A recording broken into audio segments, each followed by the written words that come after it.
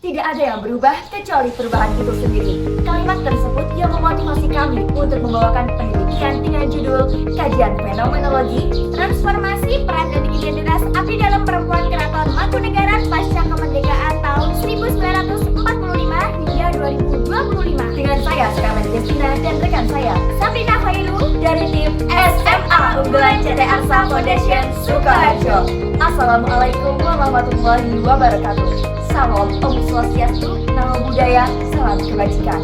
Alasan kami memilih abdi dalam perempuan Keraton Mangkunegaran sebagai objek utamanya karena sudah banyak penelitian yang membahas tentang abdi dalam, namun masih sedikit penelitian yang membahas transformasi peran dan identitas abdi dalam perempuan Keraton Mangkunegaran secara komprehensif dari tahun ke tahun.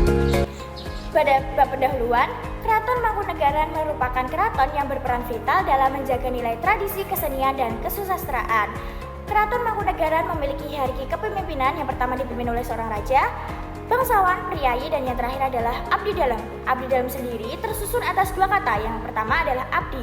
Abdi berarti taat, patuh, serta memberikan pengabdian penuh pada pihak yang dihormati. Yang kedua adalah dalam. Dalam bahasa Jawa merupakan ungkapan halus yang memiliki arti iya.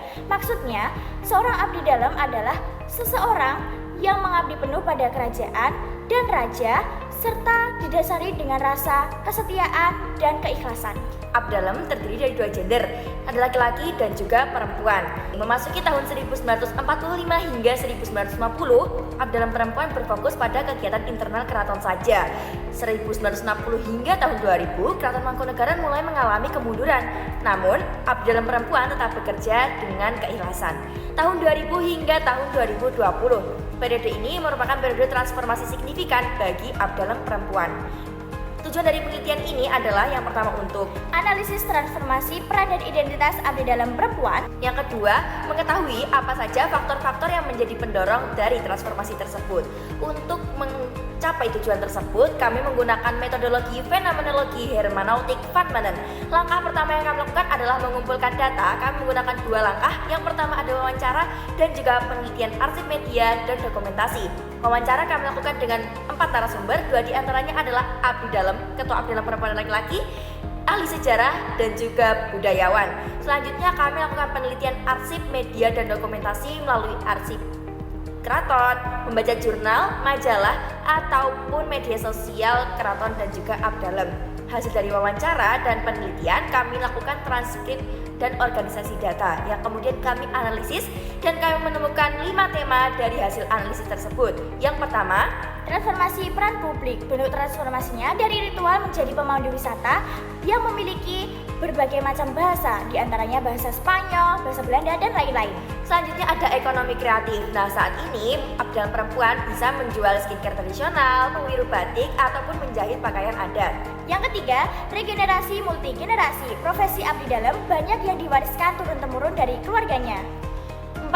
Adaptasi nilai religius. Saat ini abdi dalam diperbolehkan untuk menggunakan hijab bagi yang beragama muslim sambil mempertahankan unsur Jawa. Yang kelima, rekonstruksi makna pengabdian. Pengabdian yang berupa loyalitas menjaga relevansi keraton. Baik, memasuki transformasi peran dan identitas abdi dalam perempuan dari tahun ke tahun. Tahun 1945 hingga 1950 pasca kemerdekaan, peran abdi dalam hanya fokus pada peran tradisional saja dan belum mendapatkan gaji tetap dari keraton. Memasuki 1960 hingga tahun 2000 merupakan kemunduran ekonomi bagi keraton. Di sini abdi dalam mulai mencari pekerjaan sampingan dan masih belum mendapatkan gaji dari keraton. Tahun 2000 sampai 2025 merupakan era modern dan digitalisasi. Para abdi dalam perempuan mulai berubah menjadi pemandu wisata, narasumber budaya, pustakawan, pengelola media sosial keraton, hingga pengrajin cenderamata. Di sini para abdi dalam perempuan menerima sangu simbolis sebesar Rp2.000 sampai Rp20.000 per bulan. Sekarang memasuki faktor-faktor apa saja yang mempengaruhi transformasi. Pada tahun 1946, ini terjadi pencabutan daerah istimewa Surakarta dan juga kemunduran finansial dan nasionalisasi aset.